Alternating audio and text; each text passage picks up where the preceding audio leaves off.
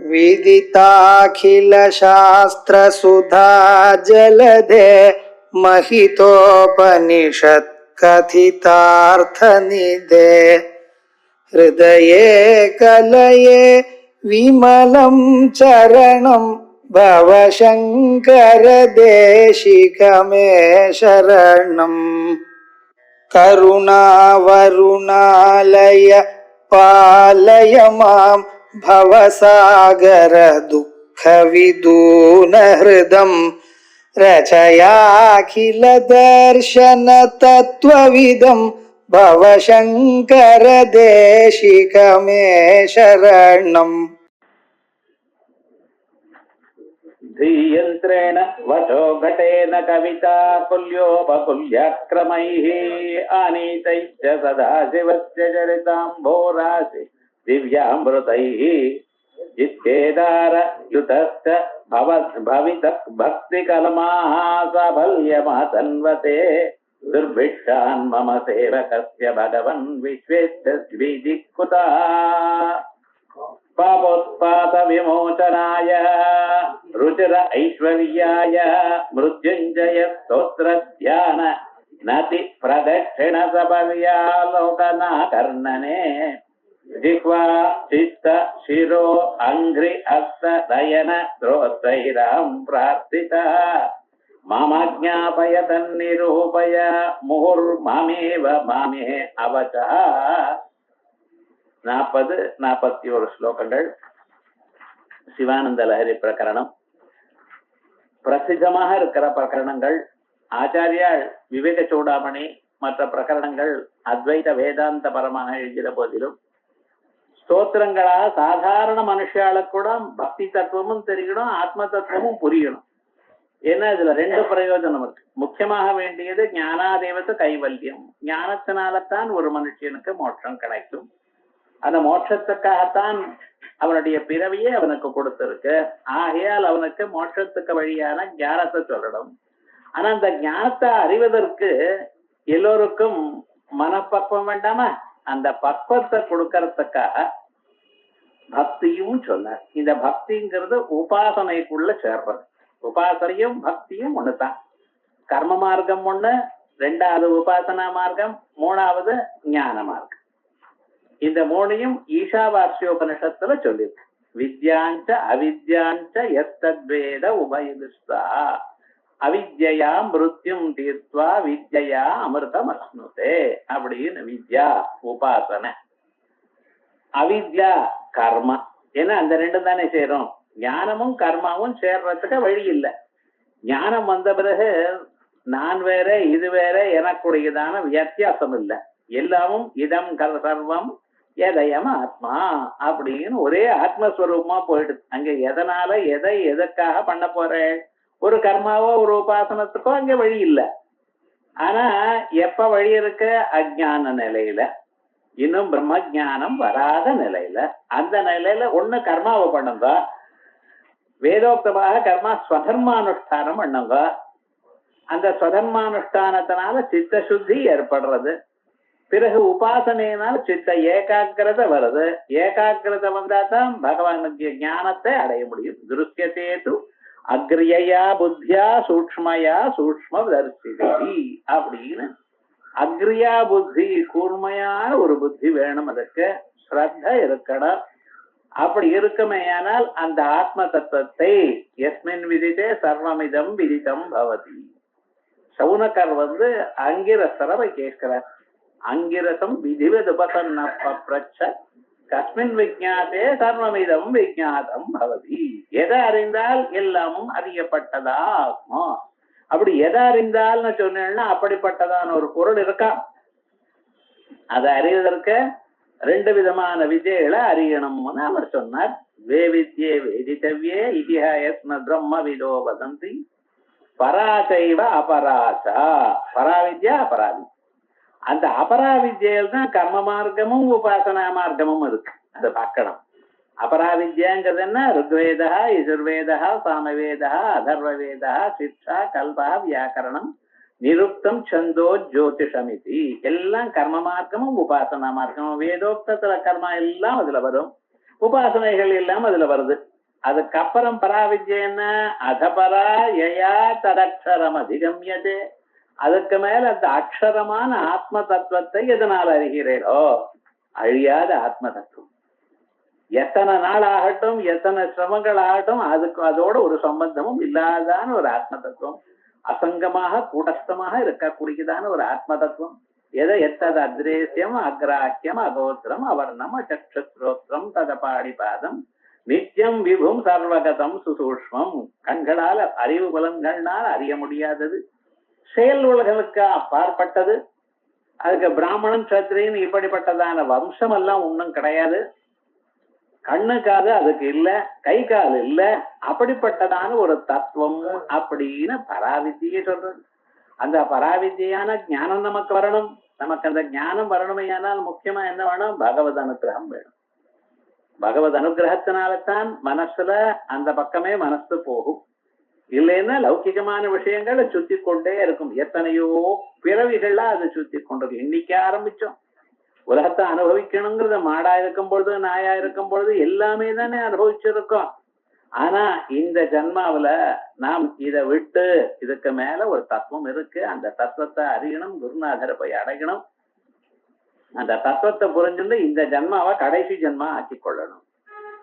அதுக்காகத்தான் விசாரம் பண்ணணும். அந்த விசாரத்துக்கு உங்களுக்கு அடிப்படையான ஒரு குவாலிபிகேஷன் கொடுக்கணுமோ இல்லையோ, அதற்காக பக்தி வேணும், உபாசனை. அதுக்காகத்தான் மேல போய் பக்தி லட்சணம் கூட சொல்ல போறாரு இந்த கிரந்தத்துல.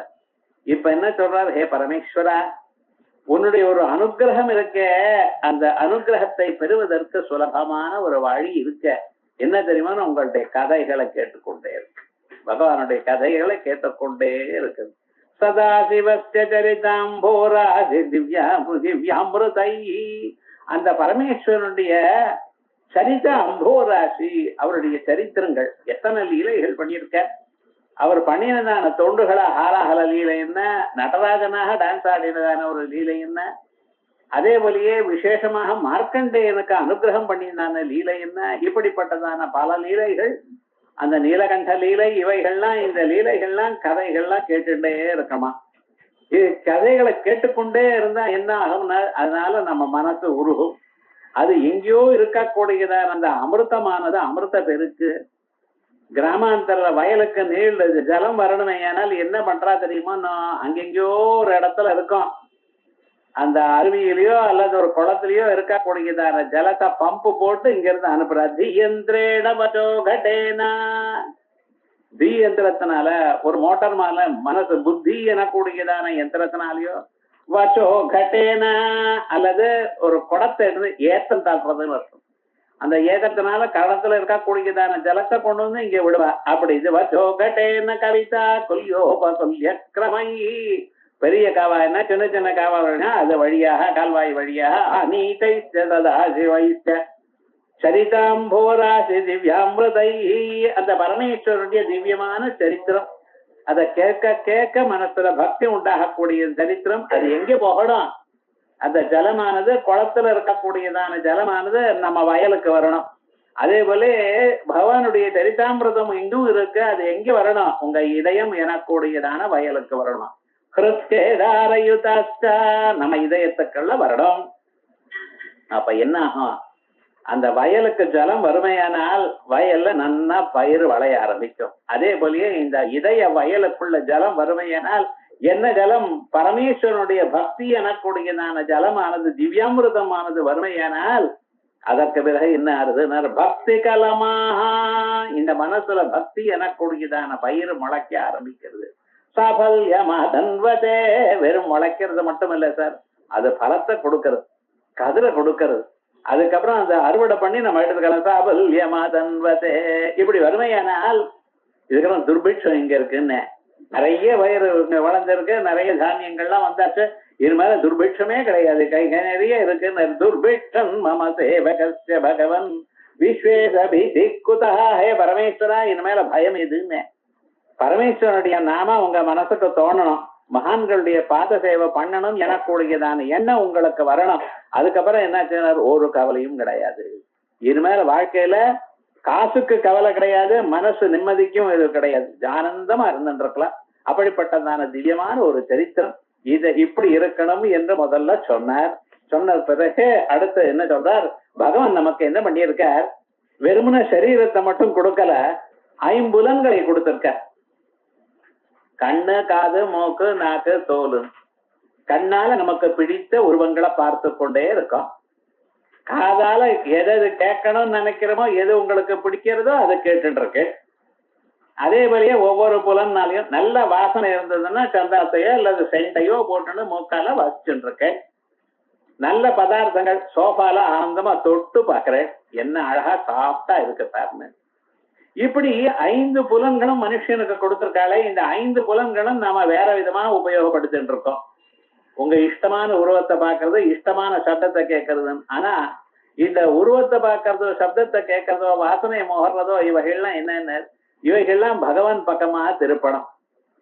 இப்படி திருப்பி நிலையானால் அதே போல நமக்கு அவயவங்கள் கொடுத்திருக்க, தலை இருக்க, கைகள் இருக்க, கால் இருக்க, இவைகள்லாம் நம்ம எதற்காக உபயோகப்படுத்திட்டு இருக்கோம்? யார் இவைகளை நமக்கு கொடுத்தா?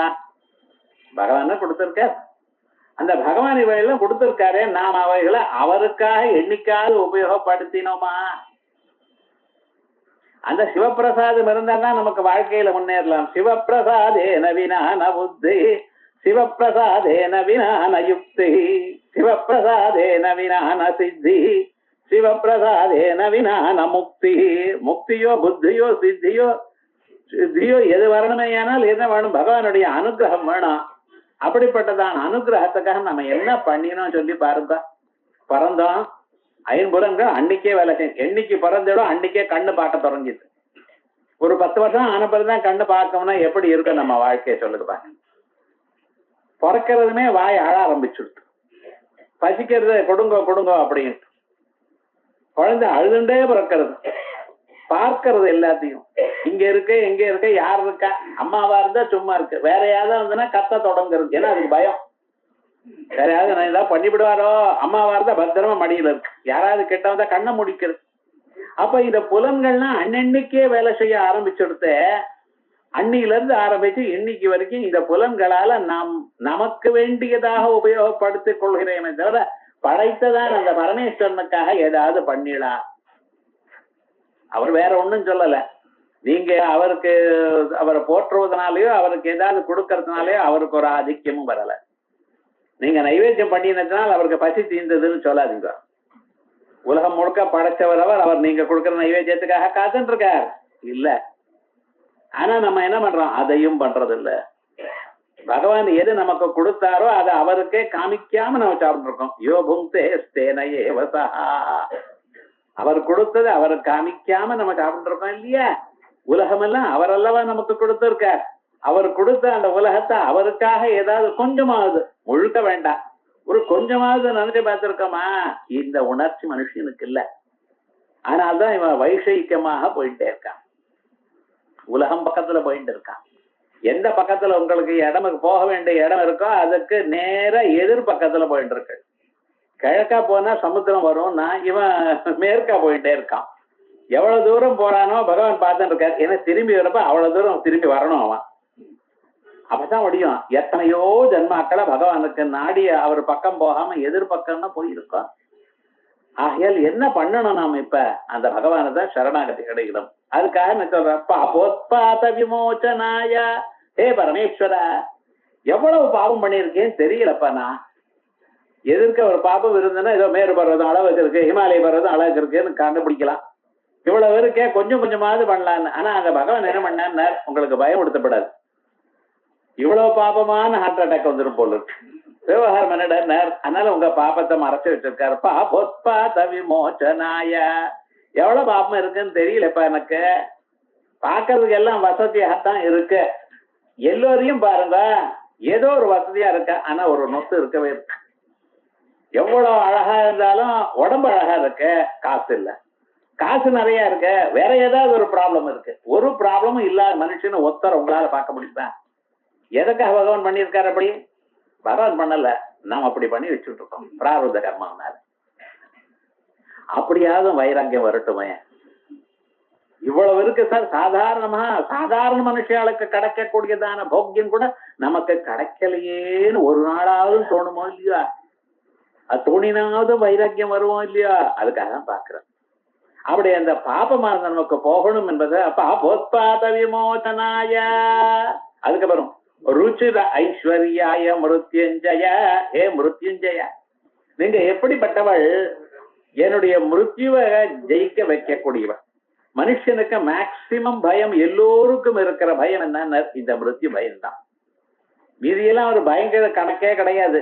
ஏதோ வியாதி வந்ததுன்னா டாக்டர் இருக்காரு பாத்துக்கிறேன், மருந்து போட்டுக்கிறோம், அது கூட பயப்படுறதே இல்லை மனுஷன். ஆனா எதுக்கு பயப்படுறான்னு அந்த மரணத்துக்கு மட்டும் பயப்படும். எப்ப வரும் தெரியல, எப்படி வரும் தெரியல, அதனால ரொம்ப பயமா இருக்கு. அதை போஸ்ட்போன் பண்ண முடியுமான்னு தெரியல. டாக்டர் சொல்றாரு அண்ணன் ஒண்ணும் பயம் இல்லைங்கிறார், அவருக்கே உள்ளூர் பயமா தான். அவர் மனுஷன் தானே. அவர் பேரே என்ன இந்த ஊர்ல மர்த்தியான்னு, மரண யோக்கியனானவன். சமித்துன்னு நன்னா எரியத்தக்கது, அதான் சமித்துன்னு. சமயக் இஜ்ஜதேதி சமித். அதே போல மனுஷனுக்கு மர்த்தியன்னு பேர். எப்படின்னா என்ன அர்த்தம்? என்னைக்கு போகுமோ தெரியாது. இப்படிப்பட்டதான ஒரு சரீரம் இருக்க, இதை பார்த்து இதுலதான் நமக்கு ரொம்ப அபிமானம் வேற இருக்கு. இதை பத்திரமா வச்சுக்கணும். அப்படி கடைசி வரைக்கும் நம்ம கை கால் நமக்கு வேலை செய்யணும், இப்படி ஆசை எல்லோருக்கும் இருக்கும். என்ன இருந்தாலும் சரி, நம்ம இன்னொருத்தர் மேல விழப்படாது சார், நம்ம கை கால் நம்ம சுவாதீனமா இருக்கணும் அப்படிங்கிற ரைட்டு ஆசைத்தான் நன்னா இருக்க. அதுக்கு தகுந்ததான புண்ணியம் பண்ணிடா. அது தெரியலையே, என்ன புண்ணியம் பண்ணினேன்னு பாப்பம் தெரியல. பாபோத்பாத விமோசனாய ருச்சிர ஐஸ்வர்ய ஐஸ்வர்யாய மிருத்யுஞ்சய. ஏ மிருத்யுஞ்சயரே, மிருத்யுஞ்சயன் அப்படின்னு என்ன அர்த்தம்? எல்லாருக்கும் மிருத்யுவை ஜெயிக்க வைக்கிறவர். மிருத்யு ரெண்டு விதம் மனுஷாளுக்கு. ஒண்ணு கால மிருத்யு, இன்னொன்னு அகால மிருத்யு. இந்த அகால மிருத்யுங்கிறதுக்கு அபமிருத்யுன்னு சொல்றது. ஆக்சிடென்ட், எதனாலேயோ போயிடுறான் மனுஷன். இப்படி இந்த அகால மிருத்யும் வரப்படாது, அபமிருத்யும் வரப்படாது, மிருத்யுவும் ஜெயிக்கணும். மிருத்யுவை ஜெயிக்கிறதுக்கு வழி என்ன? பிறவி இல்லாம இருக்கணும். பிறவி இருந்தா மிருத்யு உண்டு. ஜாதஸ்ய ஹி துருவோ மிருத்யு. அதை ஒண்ணும் பண்ண முடியாது. ஒரு தானம் பிறந்தாச்சுன்னா ஒரு நாள் போக வேண்டியதான். ஆனா அந்த பிறவையே இல்லாம படிக்கலாமா? அது படிக்கலாம் சார். எப்படி பிறவை இல்லாம பண்ணலாம் யோசனை பண்ணி பாருங்க. மனுஷன் எப்படி பிறக்கிறான்? அவன் பண்ணினதான கர்மாக்கள்னால பிறக்கிறான். கர்மாக்களை பண்ணி வச்சிருக்கான், அந்த கர்ம பலத்தை அனுபவிச்சாகணும். அதற்காக அவனுக்கு பிறவி கொடுக்கப்படுறது. இப்போ உங்களுக்கு கர்மா இல்லாம பண்ணிவிட்டேன்னு வச்சுக்கோ, நல்ல கர்மாவும் இருக்கப்படாதுன்னு. கெட்ட கர்மா இல்லாத மட்டும் இல்ல, நல்ல கர்மா இருந்தாலும் நல்ல இடத்துல பணக்காரனாத்துல பிறப்பேள், அதுக்கப்புறம் கெட்டு போவேள். என்ன சாதாரண மனுஷ இடத்துல இருந்தா கெட்டு போறதை விட ரொம்ப பணக்காரர் ரொம்ப பெரிய இடத்துல பிறந்தோம்னு வச்சுங்களேன், கெட்டு போறதுக்கு வாய்ப்பு அதிகம். எல்லா பணக்காரர்களும் கெட்டவாழ்னு நான் சொல்லல, ஆனா வாய்ப்பு அதிகம். இங்க அந்த சங்கங்கள்லாம் நன்னா இருக்கணும், நன்னாவே இருக்கும் என்று வேற சொல்ல முடியாது. அவ்வளவுதான். அப்ப விவகாரம் என்ன அப்படின்னு கேட்டலையானால், இந்த புண்ணிய பாபமும் இவனுக்கு இல்லாம பண்ணணுமா? அது எப்படி பண்ண முடியும்னு எல்லாத்தையும் அனுபவிச்சு ஒன்னும் பண்ணாம இருக்கேன்னா அது நடக்கிற காரியமா? நகி கஷ்டமபி கர்மகிறது. ஒரு செயலும் ஒரு செகண்டும் நீங்க ஒரு செயலும் பண்ணாம இருக்க முடியாது. மனுஷனாக உயிரோடு இருக்கிற பரியந்தம் ஏதாவது ஒண்ணு பண்ணணுங்க. வெறும் நான் அசையாம உட்கார்ந்து இருக்கேன், உட்கார்ந்து பாருங்க. 2 நிமிஷம் ஆனாலும் கை எப்படி நோட ஆரம்பிப்பேன். அட 5 நிமிஷம் நீங்க உட்காரேன் ட்ரை பண்ணினாலும், ரொம்ப எஃபர்ட் கொடுத்து ட்ரை பண்ணினாலும் என்ன ஆகும் தெரியுமா? நான் மனசு என்னமோ பண்ணிட்டே இருக்கும். அவன் அப்படி இருக்கான், இவன் எப்படி இருக்கான் தேடிட்டே இருக்க மனசு. அப்ப என்ன மானசிக கர்மா உண்டா இருக்க மனுஷனுக்கு. அப்ப கர்மாக்களை பண்ணாம மனிதனால இருக்க முடியாது. ஒருத்தருக்கு நல்லது நடக்கிறதோ கெடுத்தது நடக்கிறதோ அல்லது பகவானுக்காக பகவானை நினைக்கிறதோ வேற ஏதாவது நினைக்கிறதோ நினைக்காம உங்களால இருக்க முடியாது. மனசாது சுத்தி கொண்டே இருக்கும். அது அதனுடைய சுபாவம். சஞ்சலம் இமன கிருஷ்ணா பிரமாதி பலவத்ருடம். ஏமாத்திண்டு போறதுதான் மனசனுடைய சுபாவம். இங்க நில்லுன்னு சொன்னா அங்க நிக்காம இன்னொரு இடத்துல போகும். அதுல அதுக்கு ஒரு சந்தோஷம். இப்படிப்பட்டதான் அந்த மனச அடக்கிறது இவனால முடியாது. அப்ப என்ன ஆகும்? புண்ணிய பாப கர்மாக்கள் பண்ணிட்டே தான் இருக்கான். அதை நிறுத்துறது எப்படின்னு உங்களால முடியாது. அதுக்கு வழி ஒண்ணுதான். பகவத் ஞானம் வந்து அந்த வேதாந்த வாக்கிய ஜன்ய ஞானம் வந்தால் அது என்ன பண்றதா? எல்லா கர்மாக்களையும் அழிச்சு விடுறது. ஞானாக்னி சர்வ கர்மாணி பஸ்ம சத்குரு அர்ஜுனா. ஒரே க்ஷணம் எத்தனையோ கோடி ஜென்மாக்கள்ல பண்ணின கர்மாக்கள்லாம் நாங்க மனசுல இருக்க, அந்த மனசுல இருக்கக்கூடியதான அந்த கர்மாக்களை எல்லாவற்றையும் ஒரே க்ஷணம் எரிச்சுப்படுது. அதோட அவுட். அதத்தான் எரிக்கிறது மட்டும் இல்ல, இனிமேல நீங்க கர்மாக்களை பண்ணினேலையானால் அந்த கர்மாவும் உங்களோட ஒட்டாது, உங்க மனசுல ஒட்டாது. மனசா அப்படி பண்ணிட்டு விவகாரம் என்னாச்சு, இதுவரைக்கும் எத்தனையோ கோடி பிறவைகள்ல பண்ணின கர்மாக்களையும் இந்த ஜன்மாவில நீங்க பிறந்தண்டிலிருந்து அக்கணம் வரைக்கும் பண்ணினதான கர்மாக்களையும் எல்லாவற்றையும் எரிச்சு விடு. இனிமேல இப்ப சரீரம் இருக்கிற பரியந்தம் என்னென்ன கர்மாக்கள் இருக்கோ நீங்க பண்ணுவீங்களோ அந்த கர்மாவையும் ஓட்டாம பண்ணி. So at the time of death என்ன சார் ஆச்சுன்னா, கர்மா பேலன்ஸ் இல்லை சார். பேலன்ஸ் இல்லைன்னா பிறவிக்கு இல்லையே, பிறவி இல்லைன்னா மரணம் இல்லையே, விவகாரம் என்னடா இப்படி ஆயிடுது. விவகாரம் அது ஒண்ணுத்தான் வழி. ஆகையால் தான் பிறவி இல்லாம பண்ணி கொட்டுறதுக்கு ஞானம் ஒண்ணுத்தான் வழி. பிறவி இல்லைன்னா மரணம் இல்லை. அப்படி அதுக்காக அந்த மரணத்தை ஜெயித்து நமக்கு கொடுக்கக்கூடியதான பிரபு பகவான் மிருத்யுஞ்சயர். உர்வாரு கமிவ பந்தனாது மிருத்யோர் முட்சிய மா மிருதாது. அமிர்தத்துல இருந்து என்ன விளக்காத, மிருத்யுன்னு இருந்து எல்லாம் விளக்கி விட. அந்த தோசை பழமானது அதுக்கு மேல காம்பு இருந்தா அந்த காம்பு தனியா விட்டு தனியா அதுல எப்படி இருக்கோ அப்படி சரீரம் வேற நாம் வேற இருக்கோம்.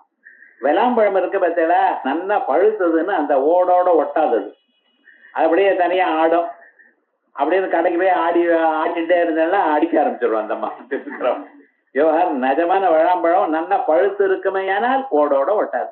அதே போல இந்த ஆத்மா இந்த சரீரத்தோட சம்பந்தம் இருக்கப்படாது. சரீரம் வேறு ஆத்மா வேறு என்று நன்னா நமக்கு புரியணும். அப்படி புரிஞ்சு அப்படி தனிமையாக நிக்க அறிந்தவர் இருக்கானே அவன் தான் சிவயோகி.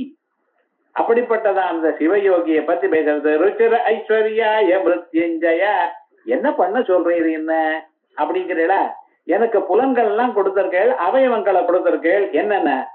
ஜிஹ்வா சித்ததிரோங்கிரஹஸ்தநயன ஸ்ரோத்ரைரம் பிரார்த்திதா.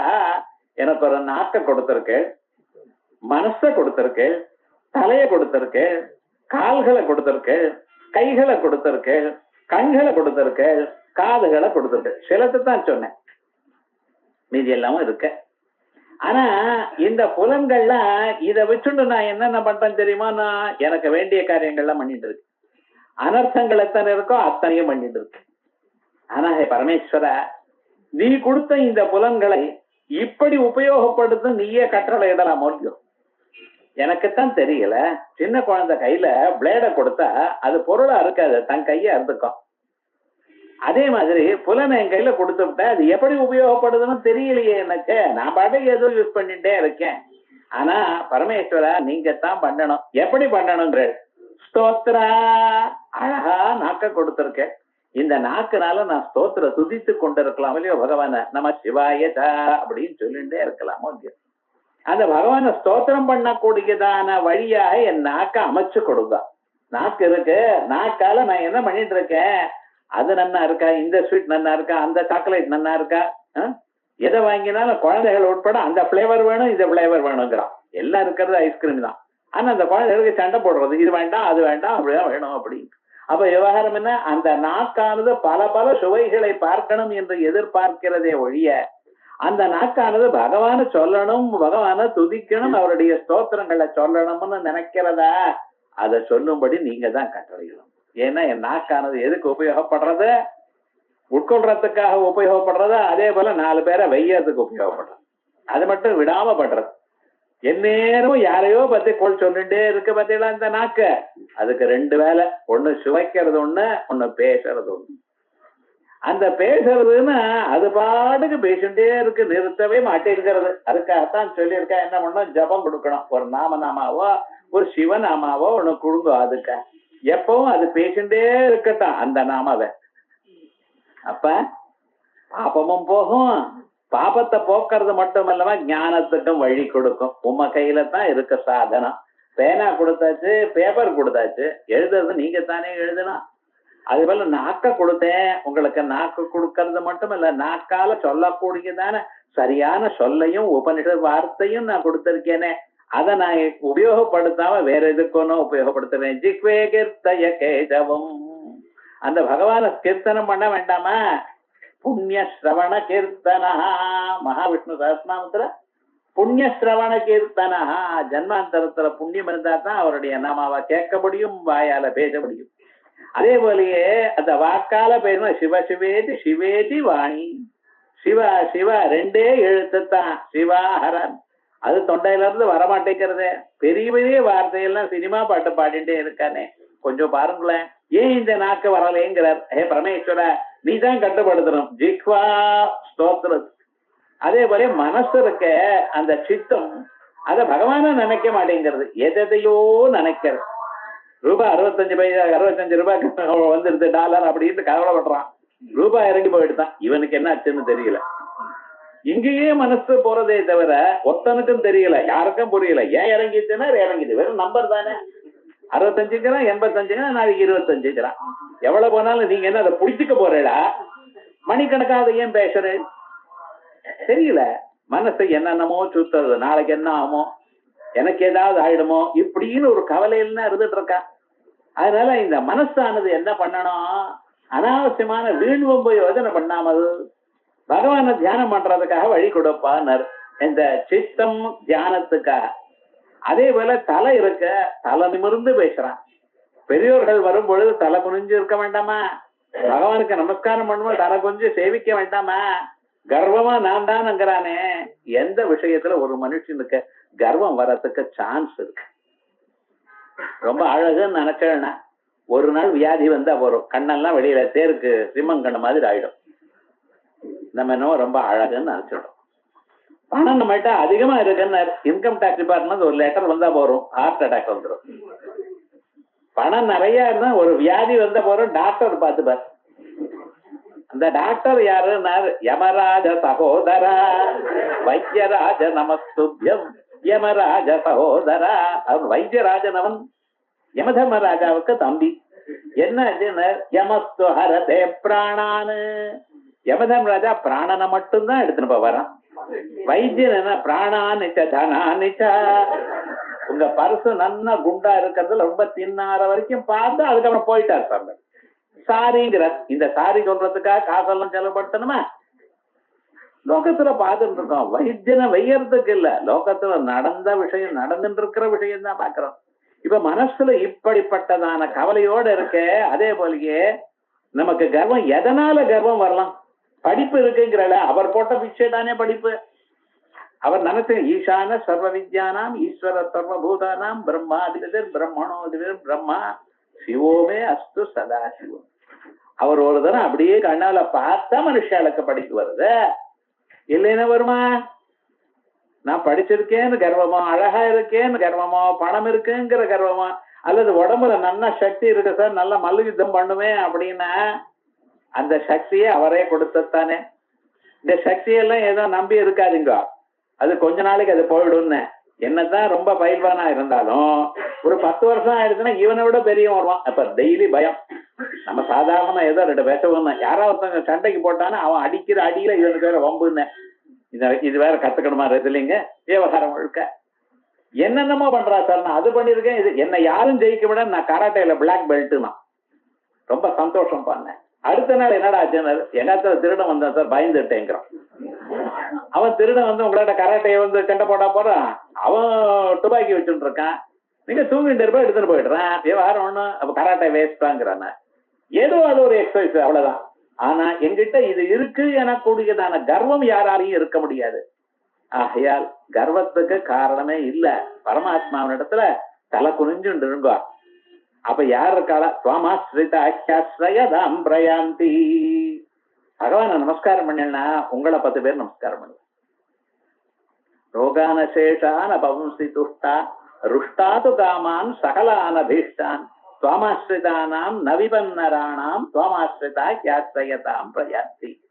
உங்களை ஆசிரித்தவாளுக்கு இன மேல விபத்தே கிடையாதுன்னு. அதோட வல்ல உங்களை ஆசிரித்தவாள 100 பேர் ஆசிரிப்பா அப்படின்னு பகவான் பண்ணிட்டு இருக்கார். அதனால மனசுல என்ன பண்ணணும்? தலைக்கே தலை இருக்குங்கிறதுக்காக நம்ம என்ன பண்ணணும்? பகவானுக்கு சேவிக்கணும்.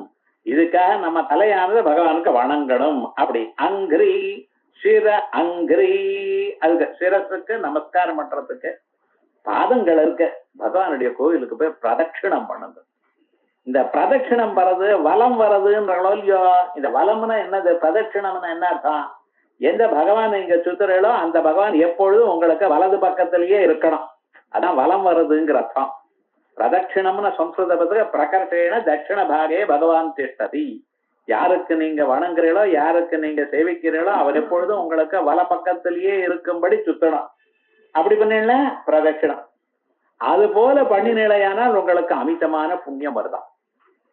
நல்லவாழை பெரியவாழை பிரதர்ஷனம் பண்ணி சேவிக்கிறது, பகவானை பிரதர்ஷனம் பண்ணி சேவிக்கிறது, இதுக்கு தட்சிண பக்கத்திலேயே இருந்துட்டு இருக்கணும். அப்ப நமக்கு தாட்சிணியம் வரும், நமக்கு அனுகிரகம் கிடைக்கும். அதுக்காக இந்த பாதங்கள் இருக்க, பாதங்கள் எதற்காக? பகவான பிரதட்சிணம் பண்றதுக்காக வந்திருக்கு.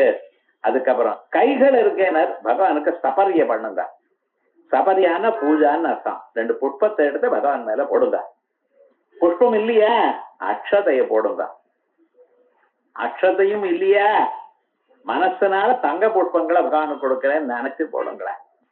இது என்ன குறைஞ்சா போச்சு? காசா செலவு? தங்கத்தை வாங்கணும்னு செலவு. தங்கத்தினால புஷ்பத்தை தயார் பண்ணி மனசுனால அப்படியே கொடுங்களேன். கிருஷ்ணாவதாத்தோத்சவசம் பிரமோத்பிருஷன் அப்படின்னு கிருஷ்ணன் பிறந்தாராம். வசுதேவர் ஜெயில இருக்கார், ஒன்னும் ஒரு பைசா இல்ல. பகவான் பிறந்திருக்கார். எப்படின்னு 4 புஜங்களோட அழகாக பீதாம்பரத்தோட பகவத்ஸ்வரூபம் அப்படியே பிறந்திருக்கார். சதுர்புஜம் சங்க கதாரியுதாயுதம் ஸ்ரீவத்சலட்வம் தல சோபி கௌஸ்துபம் பீதாம்பரம் சாந்திர பயோத சௌபகம் அப்படின்னு பகவான் பிறந்தார். நிஷீதே தம உத்பூதே ஜாயமானே ஜனார்தனே. அடுத்த புதன்கிழமை ராத்திரி 11:30 மணிக்கு மேல பகவான் பாதி ராத்திரி நிஷீதே தம உத்பூதே, அஷ்டமி அன்னைக்கு ராத்திரி 12 மணிக்கு தான் சந்திரோதயம் ஏற்படும். அது வரைக்கும் உலகம் முழுக்க ஒரே காரிருட்டா இருக்க. அந்த காரிருட்டா இருக்கக்கூடியதான் அந்த உலகத்துக்கு சந்திரன் உதித்ததுமே எப்படி ஒரே பிரகாசமாயிடுத்தோ அப்படி பகவான் பிறந்தார். ஏன் வட்டமிட்ட 8ஆம் நாள் கிட்டு பிறந்தான்ல, இந்த பௌர்ணமிக்கு 6 வரை 8வது நாள் கிருஷ்ணன் பிறந்தாரா. ராத்திரி நிஷீதே தமோத்பூதே ஜாயமானே ஜனார்தனே ததோ ஆவிராவீத, ஒரே தினம் ஆவிர்வாவம் ஆயிட்டாரா. அப்படிப்பட்டதான கிருஷ்ணனை பார்க்கிறார் வசுதேவர். என்ன பண்றது, ஜாத கர்மா பண்ணணும். குழந்தை பிறந்ததுமே 40 நிமிஷத்துக்குள்ள ஜாத கர்மா பண்ணணும். ஜாத கர்மா பண்ண எப்படி பண்ணுவேன், ஒண்ணுமே இல்லையே, பாத்தியார் இல்ல, தர்ப்பம் இல்ல, ஹோமம் இல்ல, ஒண்ணும் இல்ல, தானம் பண்றதுக்கு ஒரு பைசா இல்லையே. ஜெயில என்ன போட்டிருக்கான் இந்த கம்பெனி, என்ன பண்றதுன்னு கவலையே படலையா.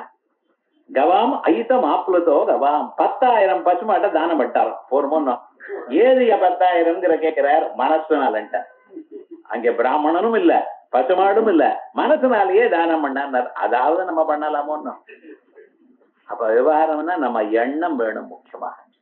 பகவானுக்கு லம் பிருத்திவியாத்மனே கந்தம் கல்பயாமி நமஹ, ஹம் ஆகாசாத்மனே புஷ்பம் கல்பயாமி நமஹ. பஞ்சபூஜை பண்ணுவா, பகவானுக்கு திருப்தி. பகவான் இது வேணும் அது வேணும்னு கேட்கல. உலகத்தை படைத்த பகவானுக்கு நீங்க கொடுத்தாகணும்னு நிர்பந்தம் இல்லை. ஆனா உங்க மனசுல எண்ணம் வேணும், இதை நான் பகவானுக்கு கொடுக்கிறேங்கிற ஒரு எண்ணம் வேணும். அதற்காக இந்த கைகள் உபயோகப்படும். இந்த கைகள் எதுக்கு, பகவானுக்கு தொண்டு பண்ண, பகவானுக்கு சபரிய பண்ண. அவர் கோயிலுக்கு போய் கோயிலை சுத்தப்படுத்தணும். நந்தவனத்துல இருந்து புஷ்பத்தை நன்னா பறிச்சு அதை கட்டி பகவானுக்கு கொடுக்கணும். கிராமாந்தரத்துல இப்படி எல்லாம் பண்ணுவாங்க. இப்ப நம்ம டவுன்ல இதெல்லாம் ஒண்ணும் கிடையாது. கோயிலுக்கு போனா ஏதாவது பிரசாதம் உண்டோங்கிறோம். அங்கிருந்து வர வழிக்குதான் பாக்குறேனே தவிர இவன் பகவானுக்கு பண்றது என்னங்கிறத பாக்கல. கிராமாந்தரத்துல ஒரு கோயிலையும் இப்படி பண்ணுவா. பகவான் நாமாவை சொல்லுவா, பஜனை பண்ணுவா பகவானுக்கு. இப்படி பண்ணணும். இவைகளுக்கு கை உபயோகப்படும். ஹஸ்த, அதுக்கப்புறம் நயன, கண்கள் இருக்க. இந்த கண்கள் என்ன, திவ்யமான அந்த மூர்த்தியை பார்த்து கொண்டே இருக்கணும். பகவானுடைய திவ்யமான ஒரு உருவம் இருக்கு பார்த்தல, அந்த உருவத்தை பார்த்து பார்த்து அந்த உருவமானது அப்படியே நம்ம மனசுல நிற்கும்படி பண்ணணும். இப்படி பார்க்கறதுக்கு உபயோகப்படக்கூடியது கண்கள். ஆயல் நயன, அதுக்கப்புறம் நயனம் ஆலோகனம், பார்க்கிறதுக்கு. அதுக்கப்புறம் ஸ்ரோத்ரேரஹம் பிரார்த்திதா, ஸ்ரோத்ரை அழகான இந்த காதுகள் இருக்கு. இந்த காதால பகவானுடைய திவ்யமான சரித்திரத்தை கேட்டுக்கொண்டே இருக்கணும். இது கேட்க கேட்க இந்த காதுக்கு தெய்வீ சம்பத்துங்கிறது உபனிஷத். கண்ணுக்கு மானுஷி சம்பத்தா, காதுக்கு தெய்வீ சம்பத். ஒரு காலத்துல கிராமாந்தரத்துல என்ன பண்ணுவான், ராமாயணம் பாரதம் அவாக்கு தெரிஞ்சு சொல்லிட்டே இருப்பா, எல்லாரும் கேட்பா. கேட்க கேட்க பக்தி வளரும். இப்ப நம்ம பார்க்க பார்க்க சீரியல் ஞானம் தான் வளர்றது. எல்லாரும் பாருங்க, காலமே ஆரம்பிச்சாலும் அது வரைக்கும் மத்தியானம் தூங்குறதே இல்லைன்னு மாமி. என்ன ஆச்சுன்னு ஆத்துக்காரு போனதுமே 9 மணிக்கு டிவி ஆன் பண்ணா 1 by 1 சீரியல் வந்துட்டே இருக்குன்னு. அவர் வர வரைக்கும் அவரை ராத்திரி 11 மணிக்கு தான் வர. தினம் முழுக்க இப்படிதான் பொழுதே போறல வரிசையாங்கிற. என்ன கண்டுபிடிச்சது என்ன? ஒரே கதை தான், ஒரே சண்டை தான். ஆத்துல மாமியார் மாட்டு பண்ண சண்டை தான் அங்கேயும் இருக்கு, நாத்தனார் சண்டை தான் இருக்கு, ஓர்படி சண்டை தான் இருக்கு. இருந்தாலும் அதை ருசிச்சு பார்த்துட்டு இருக்கோம்.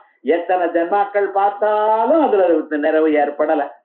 ஆனா பார்க்கறதுனால நம்ம மனசு கெட்டு போறது.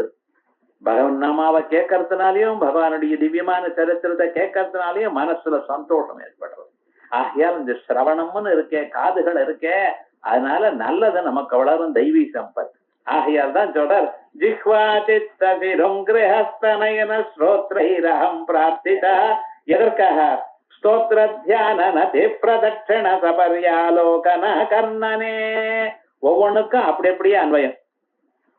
ஜிஹ்வா ஸ்தோத்திரம் பண்றதுக்கும், சித்தம் தியானம் பண்றதுக்கும், சிரஹா நதி நமஸ்காரம் பண்றதுக்கும், அங்கிரி பாதங்கள் பிரதட்சிணம் பண்றதுக்கும், ஹஸ்த பகவானுக்கு சபரிய பண்றதுக்காகவும், அதே போல நயன பகவானுடைய திவ்யமான ஸ்வரூபத்தை ஆலோகனார்த்தம் பார்க்கறதுக்காகவும், ஸ்ரோத்ரைரகம் பிரார்த்திதா காதுகள் என்ன பண்ணும்? பகவான் நாமாவை கேட்கணும்.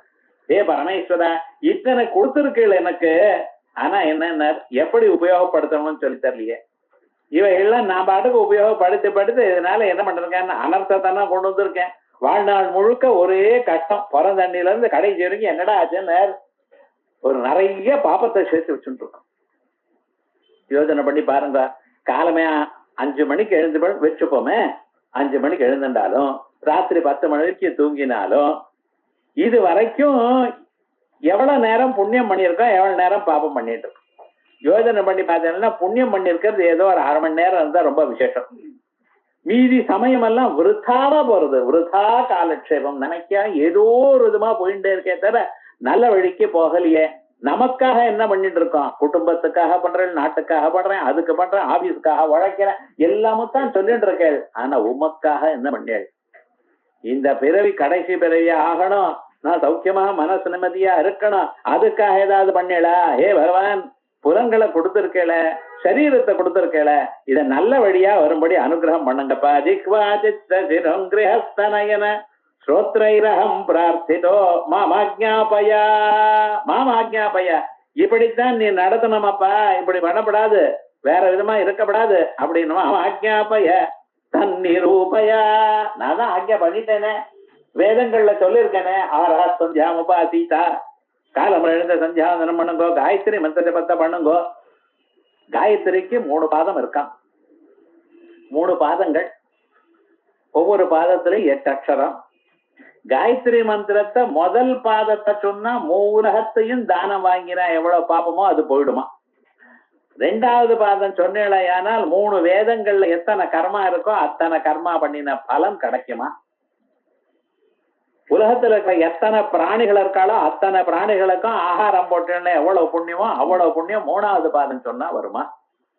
இவ்வளவு சொல்லி இருக்கு பிருஹதாரண்யக்கத்துல இந்த காயத்ரி மகிமையை பத்தி. காயந்தம் திராயதே இது காயத்ரி. வெறுமன பேரு தான் சொல்லிண்டே இருந்தா போறோம், அதுக்கு அர்த்தம் தெரியணும், அது இது அது வேண்டாம். வெறும் மந்திரத்தை சொன்னாலே போறோம்னு இருக்கு.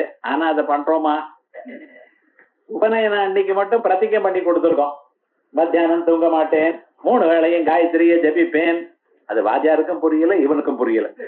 அன்னைக்கு ஏதோ ஆச்சு, அப்பாவுக்கு செலவாச்சு காசு, அவ்வளவுதான், வேற ஒன்னும் பண்ணலையே. இவ்வளவு வசதியான அந்த மந்திரம் நம்ம கையில வச்சுட்டு இருக்கோம்.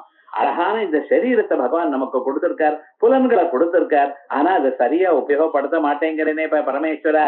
என்ன கட்டளை இடுறது மட்டும் இல்ல, வேதத்துல கட்டளை இடுறீர்கள், ஆனா தன் நிரூபயா அது பண்ணும்படி நீங்க பண்ணுங்க. முகுர் மாமேவ மாமே அவச்சா. ஹே பரமேஸ்வரா, நான் இத பண்ணாமல் இருக்கிறது எப்படிங்கிறத மட்டும் கவனிச்சுக்கணும். அது நான் பண்ணாம இருக்கக்கூடாது, நிச்சயமா நான் பண்ணி கொண்டே இருக்கணும். உங்களுடைய தொண்டுலயே என் சரீரமானது உழைக்கணும், அதுக்கு நீங்க தான் பொறுப்பு அப்படின்னு பகவான பிரார்த்தித்தார் இந்த ஸ்லோகத்துல. அதுக்கப்புறம் இந்த மனசு மீதியெல்லாம் கைகளுக்காக ஏதோ பகவானுக்கு தொண்டு பண்ணலாம், காலுக்கு பகவான பிரதர்சனம் பண்ணலாம், அது கூட மெக்கானிக்கலா கூட பண்ணிவிடலாம். ஆனா இந்த மனசு மட்டும் நிக்க மாட்டேங்கிறதப்பா.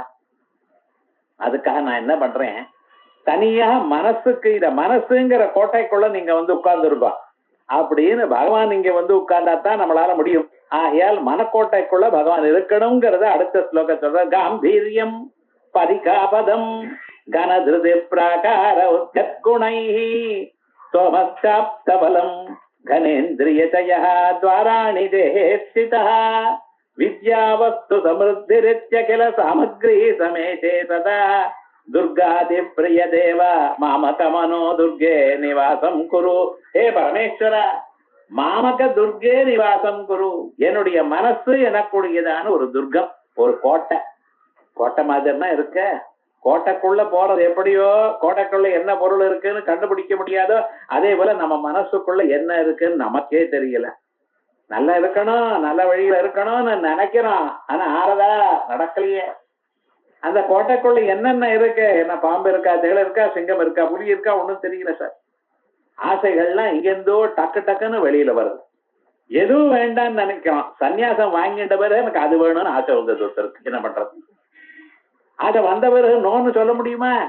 அவ சொல்ற, என்ன சன்னியாசம் வாங்கிட்டு என்ன முன்னால வெள்ளை வேஷ்டி தான் கட்டினேன், இப்ப மஞ்சள் இந்த வேஷ்டி தான் கட்டுறேன், காட்டாயம் தான் கட்டுறேன், ஒரு கலரே இல்லை சார் அப்படிங்கிறது விவகாரம். என்ன பண்றதுன்னு சன்னியாசம் வாங்கிட்ட பிறகு எது டெய்லி ஒரே மாதிரிதான் சாப்பாடு போடுறா. நான் இவருக்கு இது பிடிக்கும்ட்டு சுவையே சாப்பிட முடியலையே, என்ன பண்றது? அதுக்கே முன்னாலாம் நினைச்சிட்டு இருக்கணும். இப்ப விவகாரம் மனசுக்குள்ள என்னென்ன ஆசைகள் இருக்கு, அது எப்ப வெளியில வருதுன்னு தெரியலையேப்பா. ஆனா ஒண்ணு சொல்றேன், என் மனசுக்குள்ள மனசு எனக்குடைய இந்த கோட்டைக்குள்ள நீங்க இருந்திருப்பா. அப்பதான் உங்களால் தான் மனக்கு அடக்க முடியும். என்னால அடக்க முடியல. இல்ல மாமகமனோ துர்கே நிவாசம் குரு. எப்படி, ஏன் அப்படி சொல்றேன்? துர்காதி பிரிய தேவா, உங்களுக்கு கோட்டையில இருக்கணும்னு ரொம்ப பிரியமா. அதனாலதான் கோட்டையில இருக்கணும்னு பிரியமா இருக்கிறதுனால நான் மனக்கோட்டையை கொடுத்துருக்கேன் இதுக்குள்ள இருந்தா. துர்காதி பிரிய தேவா, கோட்டையில பிரியமா உள்ளவர். என்ன இன்னொன்னு, துர்கான்னு அம்பாள். அம்பாள் இடத்துல பிரியமா இருக்கிறவள். ஆயல் துர்காதி பிரிய தேவ மாமகமனோ துர்கே நிவாசம் குரு. சரி, ஏதோ மனச கோட்டைங்கிறியப்பா. ஒரு கோட்டைன்னு எப்படி இருக்கணும்? கோட்டைக்கு முழுக்க வெளியில அகழி இருக்கணும். அந்த அகழி எப்படி இருக்கணும்? அதுல நிறைய ஜலம் இருக்கணும். அதை தாண்ட முடியாது.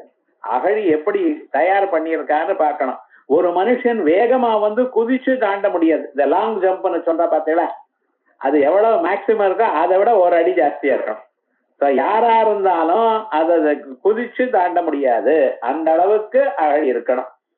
நம்ம கோட்டை கட்டுறதுக்கு முன்னால ஏதோ என்னென்ன தயார் பண்ணிருக்கான்னு பாருங்க. அங்கே அந்த ஜலத்துல முதலைகள்லாம் போட்டு இருக்கணும். ஏன்னா ஒருவேளை அதுக்குள்ள விழுந்து விடான்னு வச்சுங்களேன், அதை பிடிச்சிருக்கோம். அப்படி இருக்கணும். முதல்ல அகழி இருக்கணும். அந்த அகழிக்குள்ள முதலைகள்லாம் இருக்கணும். அதுக்கப்புறம் என்னன்னா, அதை தாண்டி வந்து விட்டான்னு வச்சுங்களேன், அதுக்கப்புறம் என்னன்னா, அந்த மதுகு சவர் இருக்கு பார்த்தீங்களா, அதை தாண்ட முடியாத அளவுக்கு ஹைட்ல இருக்கணுமா. அந்த பிராகாரம் இருக்கா கோட்டையில, அது ரொம்ப ஹைட்டா இருக்கணும். அது அடுத்தது. இதுக்கும் அப்புறம் என்னன்னா, அதையும் தாண்டி உள்ள வந்து விட்டேன்னா உள்ள நல்ல சரியான சைன்ய பலம் இருக்கணும். அந்த கோட்டைக்குள்ள சைன்யம் இருக்கணும். அந்த சைன்யம் எப்படி ராஜாவுக்கு ரொம்ப பிரியமாக இருக்கக்கூடியதான சைன்யம் இருக்கணும். அதுக்கும் அப்புறம் என்னன்னா, அதையும் தாண்டி உள்ள வந்தாச்சுனால் அந்த கோட்டைக்குள்ள நிறைய துவாரங்கள், போறதுக்கு வழி, அந்த வழிகள் 4-5 கதவுகள்லாம் இருக்கணும். அதையும் தாண்டி உள்ள வந்தாச்சுன்னா சமிருத்தியாக சாமகிரி இருக்கணும். என்ன சாமகிரி? அமுனிஷன், அது சண்டை பண்றது, கத்தி கப்படம் எல்லாமே இருக்கணும். இத்தனையும் இருந்ததையானால் இதெல்லாம் தாண்டி கோட்டைக்குள்ள வர்றதுங்கிறது ரொம்ப சிரமம்.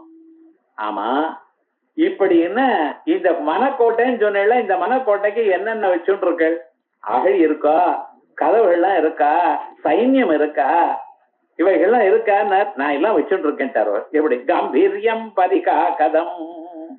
காம்பீரியம் அடைய முடியாதான இந்த கோட்டை இருக்கு பார்த்தல, இதுக்கு இந்த கோட்டைக்கு என்ன காம்பீரியம்? அடங்க முடியாதான ஒரு தன்மை, அடங்க முடியாத ஒரு கம்பீரமா இருக்கிற தன்மை. எப்ப பாருங்க எவ்வளவு கஷ்டம் வந்தாலும் அதை வெளியில காட்டிக்கிறது இல்ல பாருங்க ஜனங்கள். நான் தான் வசதி, எல்லாத்தையும் நான் படிபடுவேன்னு ஒரு கம்பீரமா இருக்கேன் இந்த மனசு.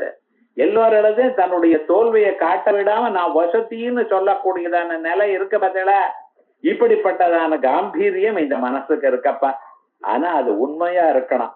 எனக்கு பகவான் இருக்கார், அதனால நான் கம்பீரமா இருக்கேன், எனக்கு ஒரு பயம் இல்லைங்கிற எண்ணம் இருந்தால் அது சரி. ஆனா இல்லாமல் நான் எல்லாத்தையும் ஜெயிப்பேன் எனக்கூடியதான பொய்யான ஒரு காம்பீரியம் இருக்கே. காம்பீரியம் பரிகா கதம் பதம். அதுக்கப்புறம் கனதிருதி பிராகார உத்யத்குணா. கனதிருதி அதுக்கு மேல இருக்கக்கூடியதான அந்த மதில் சவர் இருக்க பார்த்தீங்களா, அது எப்படி இருக்குன்னு திடமான ஒரு தைரியம், அசட்டு தைரியம் இருக்கு மனுஷனுக்கு. எது வேணுமோ அந்த தைரியம் வேணும் மனுஷனுக்கு. தைரியம் வேணும், வில் பவர் வேணும். இதை நான் ஜெயிப்பேன், ஜெயிக்க கூடும்னு இருக்கணும். அதே சமயத்துல எப்படி இருக்கணும், பகவத் அனுகிரகம் என்ன இடத்துல இருக்கணுங்கிற அபிப்பிராயமும் இருக்கணும், முயற்சி இருக்கணும். பகவத் அனுகிரகம் வினயத்தோட சேர்ந்த முயற்சி இருக்குமையானால், விடா முயற்சி இருக்குமையானால் நிச்சயமா ஜெயிப்பான். நம்ம என்ன பண்ணிருக்கோம், நம்ம எல்லாம் வரட்டு சார் பாத்துக்கிறோம், அது முடியாத போகுமா என்ன இப்படின்னு நினைச்சுட்டு இருக்கான். கஷ்டம் வந்த பிறகு ஓன் அழறான். இந்த மனசுக்குள்ள அது இருக்குமையானால் மனசு கோட்டையாட்டம் இருக்கும். எப்படி கனதிருதி ஒரு தைரியம், எது வந்தாலும் பரவாயில்ல, பகவான் இருக்கார், என்ன காப்பாத்துவார், நான் முன்னுக்கு வருவேன் எனக்கூடியதான தைரியம், அதுக்கு விடா ஒரு முயற்சியும் இருக்குமையானால் ஜெயிப்பான். அப்படிப்பட்டதான ஒரு ஸ்வரூபம் என்ன, அதான் உயர்ந்ததான ஒரு பிராகாரம். கனதிருதி பிராகாரா உத்யத் குணஸ்தோமஸ்டாப்த பலம். அதற்கு பிறகு உத்யத் குணஸ்தோமஹா மேலோங்கி நிற்கக்கூடியதான நல்ல குணங்களுடைய கூட்டம். நம்ம மனசுக்குள்ள குணங்களை நம்ம வரவழைச்சுக்கணும். இதுதான் என்ன ஆப்த பலம்.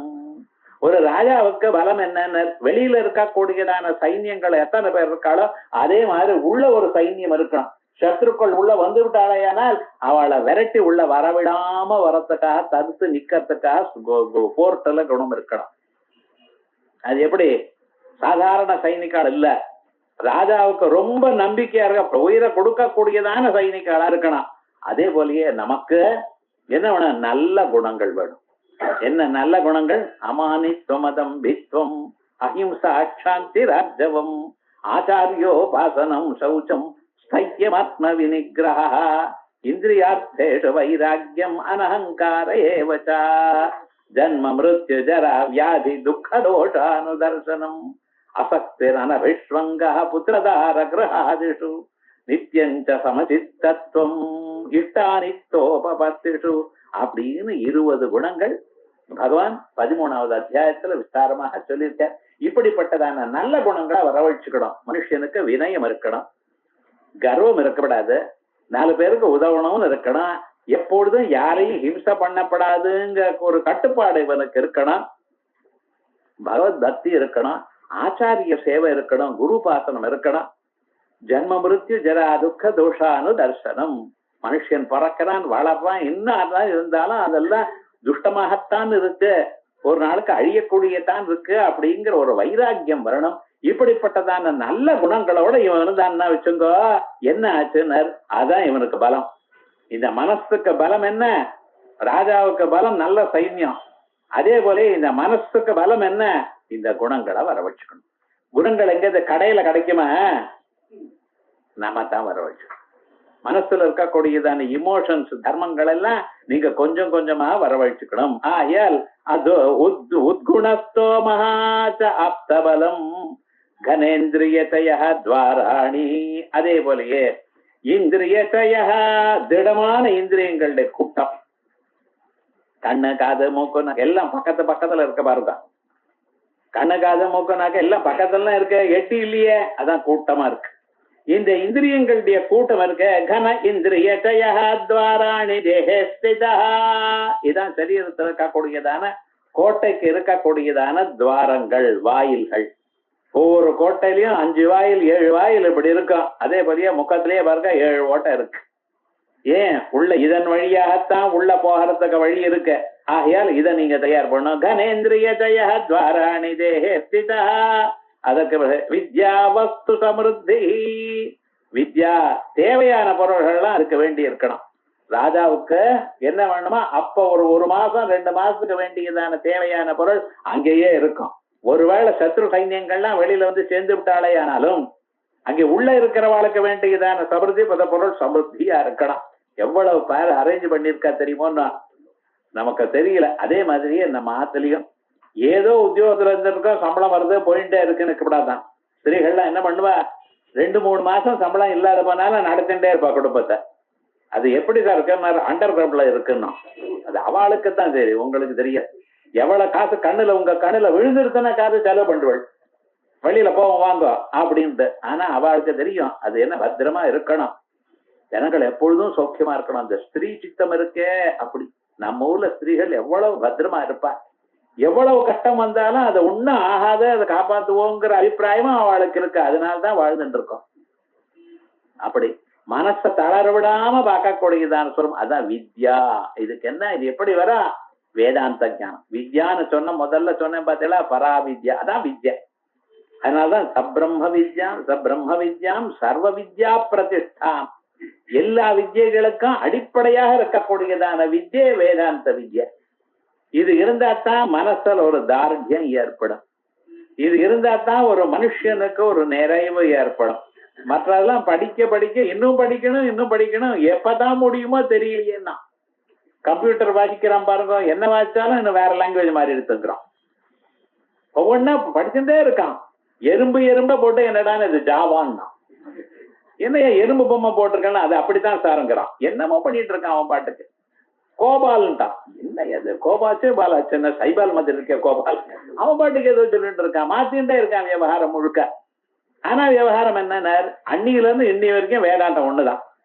அதே கிளைஞ்சல்ல வெள்ளி, அதே காயத்தல பாம்பு. புரியுறதா இல்லையா? எத்தனை வருஷமா கேட்டு இருக்கோம், எத்தனை வருஷமா மனசுக்கு சந்தோஷம். அதான் தெரிஞ்சுத்தானே சொன்னார், புதுசாவா சொன்னார் இல்லையே. ஆனா என்ன, அறிய வேண்டியதான தத்துவம் ஒண்ணு இருக்கு.